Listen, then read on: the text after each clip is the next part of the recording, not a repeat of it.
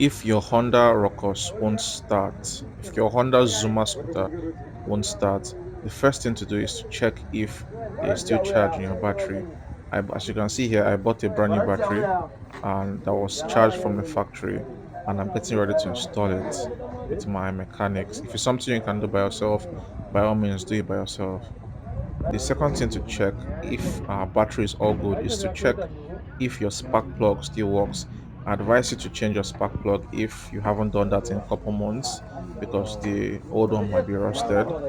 And the third thing I would advise if your Honda Ruckus won't start is to fiddle with the idle screw.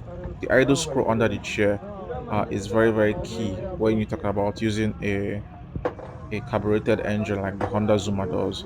So you need to turn the idle screw clockwise to increase the RPMs on the bike. This would most likely make your bike uh, spring back to life. The next thing I would say you should do to make sure your Honda Zuma will start is to uh, change the oil. In case the oil is black or it's been a while you did an oil change, change your oil, put fresh new motorcycle oil so that your engines can work as they should.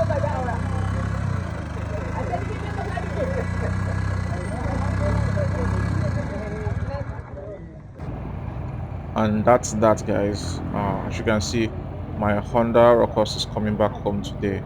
I've missed this beauty. I've missed this little beauty. I haven't ridden her in the last 3 months. She's just been packed in my compound. Oh my god.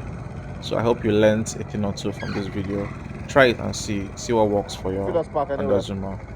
If it And does make park sure you anywhere. like and subscribe to this video if it's helped you or it's been entertaining to you. See you in the next video.